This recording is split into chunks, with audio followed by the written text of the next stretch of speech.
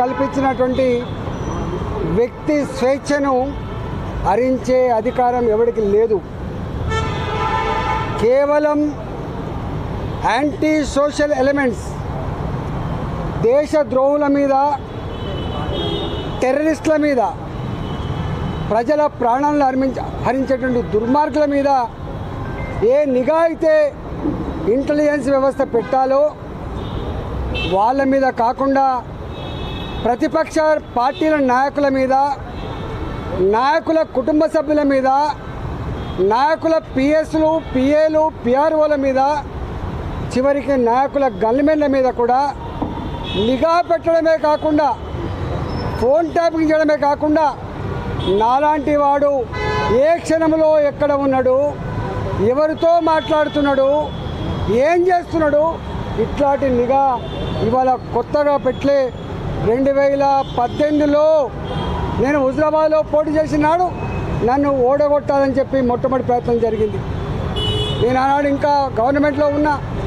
2021లో Huzurabad by elections వస్తే 6 నెలల కాలం పాటు అక్కడ ఎన్నికల ప్రచారం జరిగితే పొద్దున్న సాయంత్రం నేను ఏ కార్యకర్తతో మాట్లాడుతున్నా, ఏ ప్రజలతో మాట్లాడుతున్నా, ఏం మాట్లాడుతున్నా ఇవన్నీ కూడా ట్యాప్ చేసి రాత్రి కల్లా వాళ్ళ ఇళ్ళలో పోయి, బిడ్డ నువ్వు ఈటల ఆయనతో మాట్లాడినావు, ఇది మాట్లాడినావు, నువ్వు ఆయనకు కనుక సపోర్ట్ చేస్తే ఇగో నీకు నష్టం ఇది జరుగుతుంది, లేకపోతే నీకు ఇగో ప్రలోభ పెడతా అని చెప్పి డబ్బుల ఆశ చూపి, పదవుల ఆశ చూపి, అధికారంతో బెదిరించి ఇవాళ ఓడగొట్టేటువంటి దుర్మార్గమైన ప్రయత్నం చేసినట్టుగా ఇవాళ వందల ఎవిడెన్సెస్ ఇవాళ ఇక్కడ చూపించడం జరిగింది.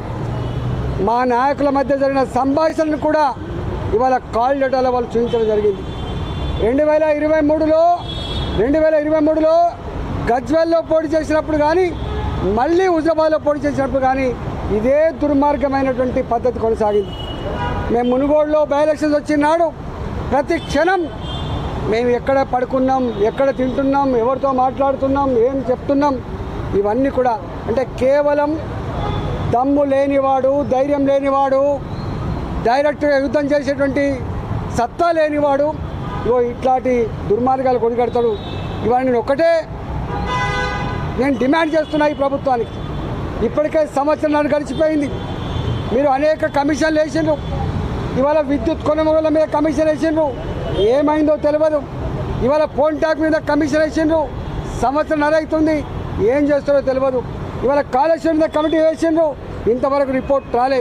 నాకు అనిపిస్తోంది ప్రభుత్వానికి నిజాయితీ ఉందా లేదా. ఇవాళ బీఆర్ఎస్ బీజేపీ ఒకటని చెప్పి మాట్లాడేటువంటి రేవంత్ రెడ్డి గారు సమాధానం చెప్పవలసింది.